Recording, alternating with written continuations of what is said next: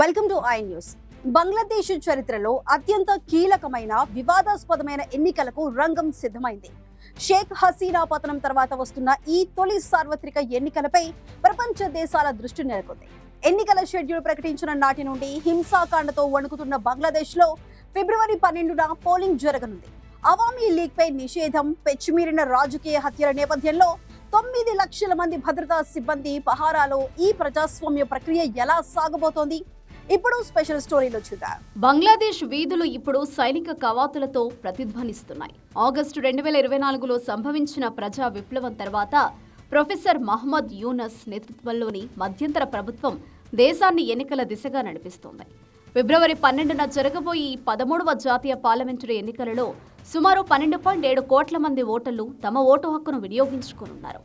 అయితే గత దశాబ్దన్నర కాలంగా దేశాన్ని శాసించిన షేక్ హసీనా నేతృత్వంలోని అవామీ లీగ్ పార్టీ ఈసారి రేసులో లేదు.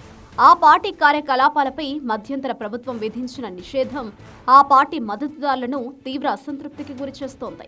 ఈ ఎన్నికల ప్రత్యేకత ఏమిటంటే పార్లమెంటు సభ్యులను ఎన్నుకోవడంతో పాటు అదే రోజు రాజ్యాంగ సంస్కరణలపై చారిత్రాత్మక రెఫరెండం కూడా జరగనుంది. ఓటర్లకు 2 రంగుల బ్యాలెట్ పేపర్లు ఇవ్వనున్నారు. పార్లమెంటరీ ఎన్నికల కోసం తెలుపు రంగు, రెఫరెండం కోసం గులాబీ రంగు. దేశంలోని 300 నియోజకవర్గాల్లో మొత్తం 1981 మంది అభ్యర్థులు బరిలో నిలవగా ప్రధాన ప్రతిపక్షమైన బంగ్లాదేశ్ నేషనలిస్ట్ పార్టీ 288 స్థానాల్లో పోటీ చేస్తూ గెలుపుపై ధీమాగా ఉంది. కానీ ఈ ప్రజాస్వామ్య వేడుక వెనుక భయంకరమైన హింస దాగి డిసెంబర్ 11న ఎన్నికల స్కెడ్యూల్ విడుదలైనప్పటి నుండి ఇప్పటి వరకు కనీసం 16 మంది రాజకీయ నాయకులు, కార్యకర్తలు హత్యకు గురయ్యారు.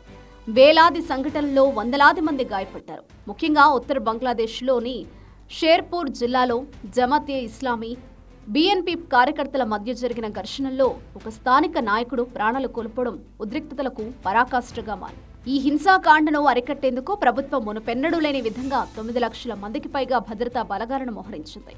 ఇందులో 1 లక్ష మంది సైనిక జవాన్లు, 37,000 మంది బోర్డర్ గార్డ్ బంగ్లాదేశ్ సిబ్బందితో పాటు కోస్ట్ గార్డ్, పోలీసులు, ర్యాపిడ్ యాక్షన్ బెటాలియన్ సభ్యులున్నారు.